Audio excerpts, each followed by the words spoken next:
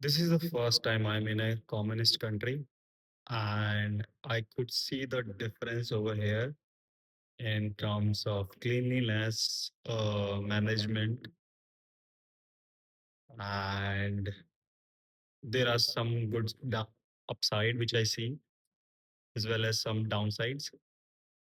But this got me thinking. For the first time, I could compare like how a communist country look and how a democratic company look. Coming from a democracy, what I now feel like democracy is like slow moving tortoise, which will keep moving forward, but in a very slow pace. The benefit of that slow moving pace is that it is never gonna be worst. Like it, it is never gonna be go against something like which is totally bad for people, like average life or something like this, right? But it will also not exponentially go up because of its limiting factor. It's like work both way. It saves you from certain thing, and then also doesn't help you accelerate at the pace what you think like the other countries are doing. Whereas I see these communist countries like China, maybe Vietnam, you can count as well.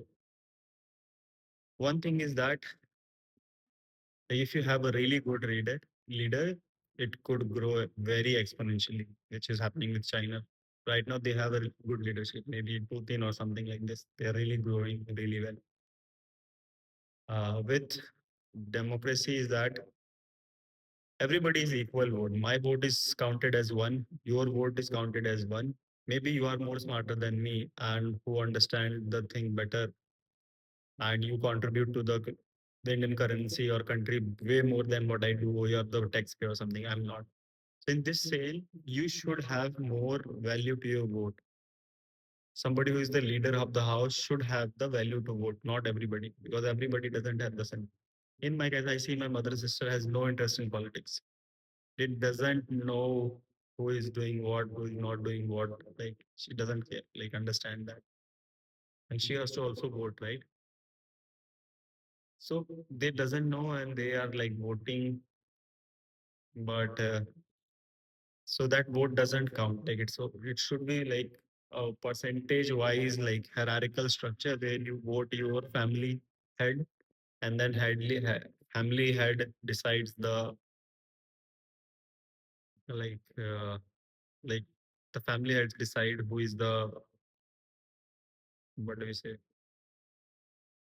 Like I think similar. I think I totally don't understand democracy, but I think this is the like family head now chooses a village head, and the village head chooses the like um the above whatever ministers and they have, and then they choose the prime minister, something like this. I think something like this.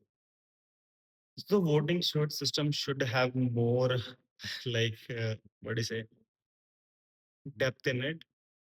And even though you have this depth, right, it becomes like a way to crack the exam. Like minister have understood it how to crack the exam instead of actually being genuine and nice and solving the problem. Just like you preparing for JEE, you don't understand stuff, you learn and memorize formulas and everything, and then you see the pattern of the previous paper and somewhere you put your maths to it and just try to figure it out the pattern and you do yourself.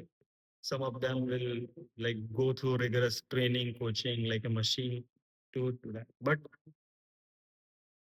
that thing, but that was not supposed to make that way. That was supposed to make you naturally study for your things and science and maths and physics. And the test will be taken. You are not preparing for it. It should be the side effect. You pass it. This is how the initial tests were prepared. Even the voting system was prepared. It's not like you have rallies and everything. And once you do again and again, one or two party understands the pattern, understands the feeling of the people, and they work upon it.